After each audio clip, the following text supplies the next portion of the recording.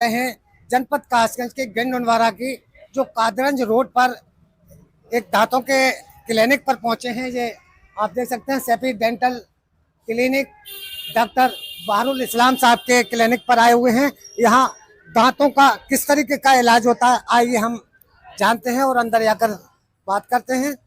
ये डॉक्टर बहारुल इस्लाम साहब का ये क्लिनिक है जो जहाँ दांतों की किसी तरह का कोई भी बीमारी हो दांतों का उसका इलाज किया जाता है और यहाँ तमाम जो है यहाँ मरीज आए हुए हैं दांतों का यहाँ इलाज कराने के लिए। मैडम आप जो है यहाँ दांतों का क्या परेशान तकलीफ है? कुछ नहीं, दांत वो कैप लगवानी थी।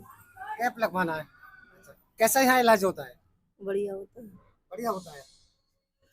तो अब मैं जहाँ डॉक्टर साहब बैठे हुए हैं डॉक्टर बहारुल साहब आइए और हम चलते हैं अंदर।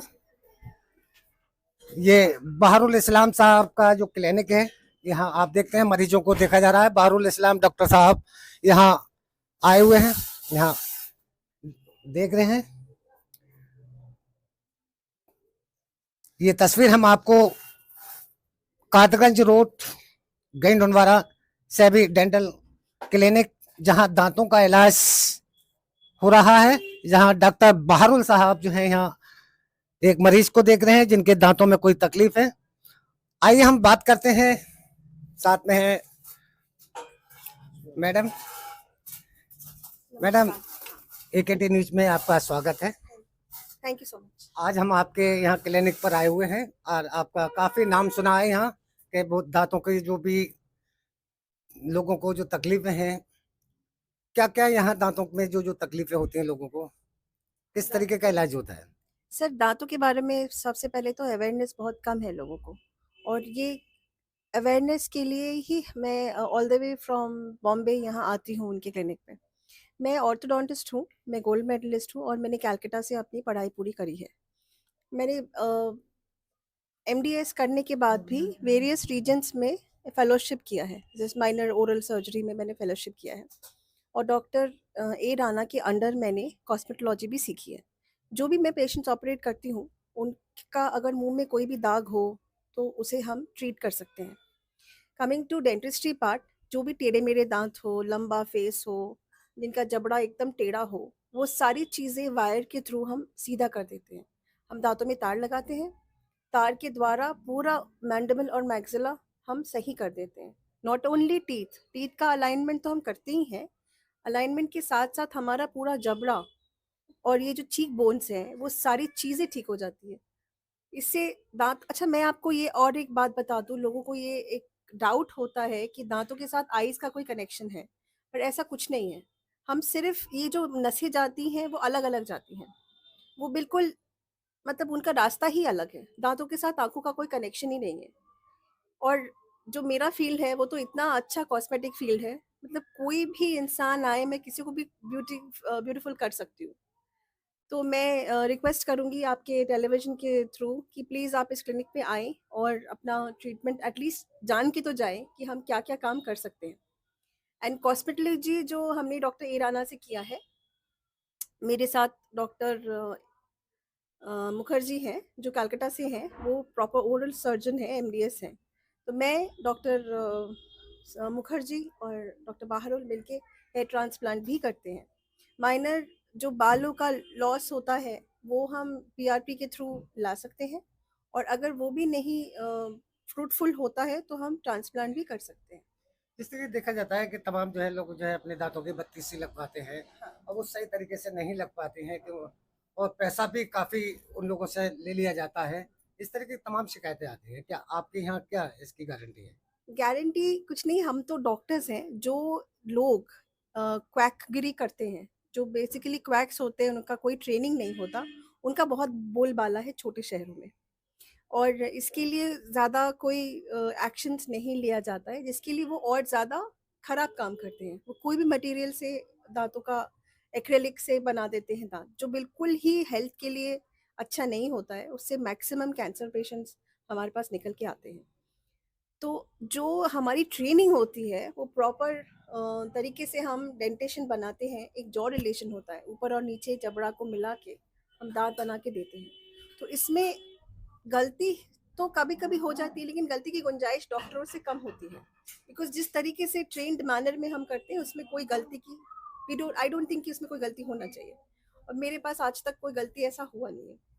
तो बत्तीसी के अलावा भी बहुत सारी चीज़ें हैं जो हम करते हैं, और अवेयरनेस भी थोड़ा सा ज़रूरी है सर। अगर मैं आपके चैनल के थ्रू लोगों को ये बता सकती कि टीथ और लुक्स और गंदगी, पायरिया भी बहुत सारे पेशेंट्स आते हैं, वो अपना ब्रश ही नहीं करते हैं, उनको पता ही नहीं है। बच्चों को ब्रश कराओ, बच्चों को हाइजीनिक तरीके से रखो, उन्हें पता ही नहीं है। तो ये अवेयरनेस भी ज़रूरी है डेंटिस्ट्री में। जिस तरीके से यहाँ आपके यहाँ क्लिनिक पर आए हुए हैं, ये तमाम मशीनें लगी हैं, मैं आपसे कहूँगा ज़रा मशीनों के बारे में थोड़ा सा हमको बताएं। क्या यहाँ क्या क्या इनका उपयोग होता है, और जो लोग दिखाने आते हैं, जिस तरीके से ये मशीन आपके यहाँ लगी हुई है, इसमें ये तमाम जो है, मैं अपने कैमरामैन से कहूँगा जरा इधर आइएगा। ये तो हमारा डेंटल चेयर है जहाँ पे सारे डेंटल ट्रीटमेंट होते हैं, जिसका रूट कैनाल ट्रीटमेंट है, जो बेसिक ब्रेड एंड बटर है हमारा।